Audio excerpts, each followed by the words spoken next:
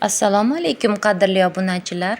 Juda ko'p onalar mendan ko'krakni bola tasodifan emishni rad qilishi haqida so'rashadi.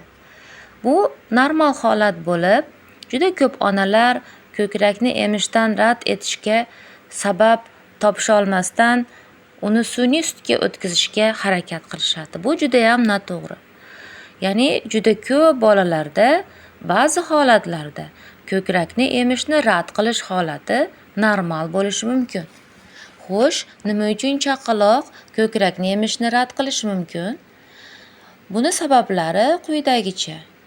Bola o'zini yomon his qilayotgan bo'lishi mumkin, tiz chiqarayotgan bo'lishi mumkin, bola o'ta charchab ketgan bo'lishi mumkin yoki havo issiqligi sababli e'tibori boshqa joyda yoki och emasligi bo'lishi mumkin. Chaqaloqning tasodifan ko'krakni rad qilishi oilada judayam shovqin-suronga sabab bo'lishi mumkin. Masalan, onani ayblashlari mumkin yoki ona o'zini sutini bemaza bo'lib qolganini dan deb o'ylab chiqarib yuboraman deb, ya'ni sun'iy sut beraman deb o'ylashi mumkin. Asosan yana bolada burni bitganda, qulog'i yallig'langanda yoki tomog'i yutinganda, og'riyotganda ham ko'krakni rad qilishi mumkin. Undan tashqari, atir, dezodorant, kir yuvish vositasi yoki sovunni almashtirganda yoki kuchli shunaqa hid beruvchi vositalarda ham bola ko'krakni emmay qo'yishi mumkin.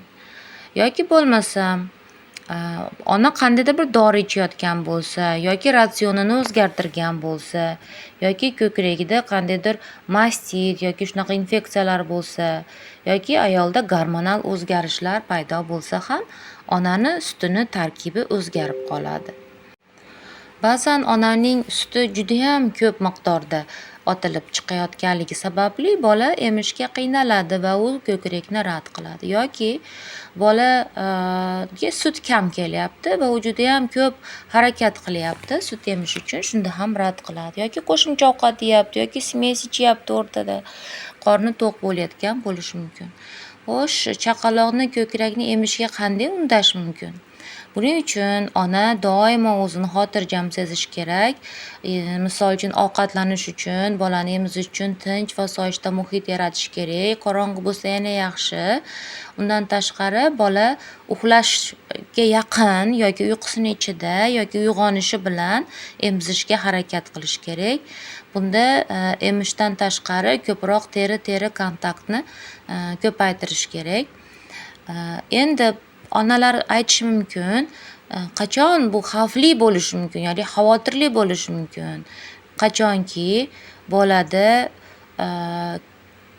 masalan tagliklari ho'l bo'lishi judayam kam bo'lsa yoki o'sish grafikasi bo'yicha to'g'ri rivojlanmasdan bola ozib ketayotgan bo'lsa yoki bolada qandaydir bezovtalik, kuchli isitma holatlari bo'lsa yoki ichi o'tayotgan, qusayotgan bo'lsa ham bu ham xavfli holatlardan biri hisoblanadi.